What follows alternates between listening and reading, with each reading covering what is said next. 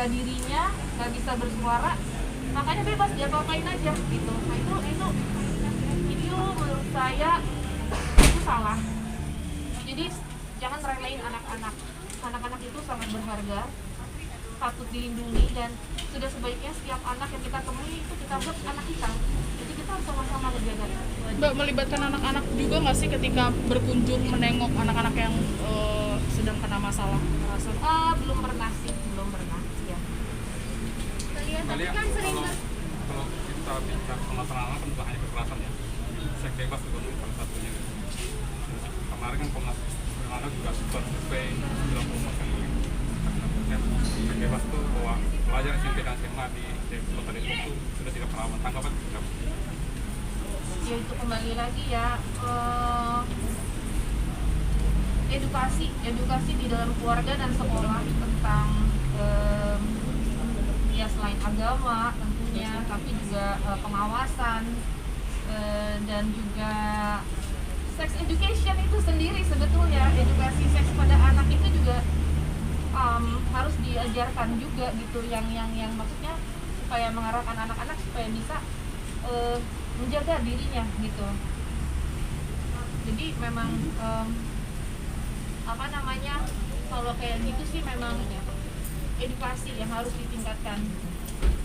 Ada pesan sendiri kok untuk remaja putri terutama dalam pergaulan Depoknya? Ya pokoknya gini, kalau misalnya nih ya, kita ini kan dalam hidup ini kita kan berproses, ada proses-proses yang sebenarnya kalau remaja itu adalah proses yang sangat indah gitu ya, yang bisa dilalui, yang kita akan kita lalui gitu. Jadi gunakanlah waktu itu dengan sebaik-baiknya, dengan bermanfaat.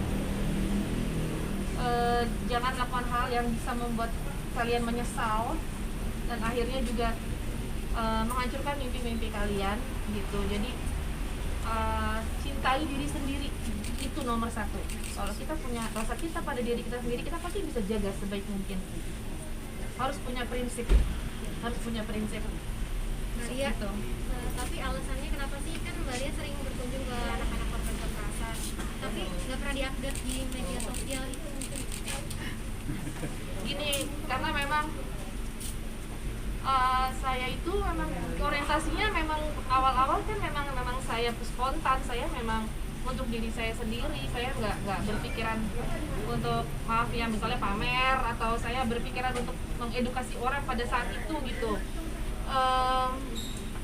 Ya spontan aja gitu. Nah sekarang memang justru saat ini ya saya pelan-pelan sih memang membagi kegiatan saya itu, tapi juga ada porsinya, karena kalau korban diekspos itu kan juga menjaga kerahasiaan kan, dan saya itu kan yang saya tengok itu kan memang semuanya kasus ya, jadi saya nggak bisa sembarangan juga upload gitu, karena itu kasus ya, dan kita harus menjaga juga privasi korban gitu.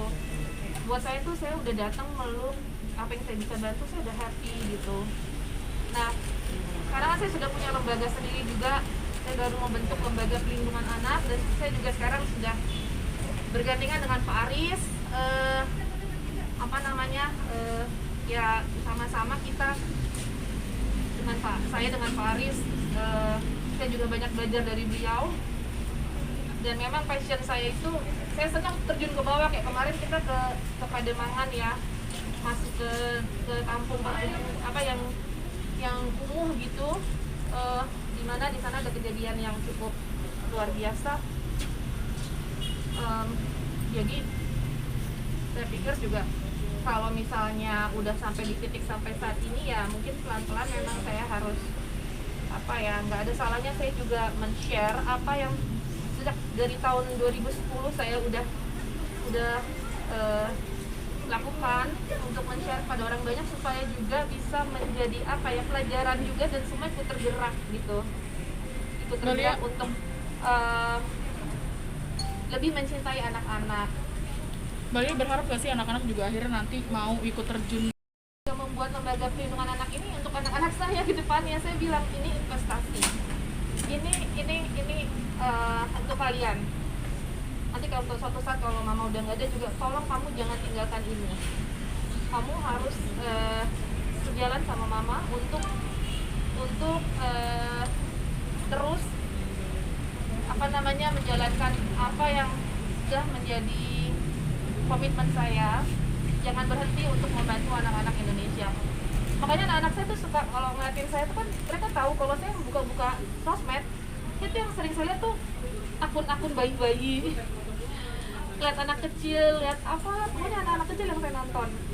Mereka tahu saya suka banget sama anak kecil gitu, sama bayi gitu kecil. Dan selalu apa kalau ada kasus-kasus saya selalu share, saya cerita, saya kasih lihat. Bahkan kalau saya nemu ada video-video kekerasan saya kasih lihat gitu, kekerasan pada anak. Ya anak-anak saya belum cukup besar ya, jadi mereka udah bisa milah lah ya gitu. Ini loh kasihan dia ada anak begini gitu. Jadi empati mereka itu juga muncul gitu. Tadi apakah tadi fokus ke anak dan perempuan, apakah dulu pernah punya pengalaman Mbak, sampai akhirnya terinspirasi di sekarang gitu? Waktu kecil maksudnya punya pengalaman terhadap kekerasan atau seperti apa gitu Mbak? Saya belum bisa share tentang itu, tapi memang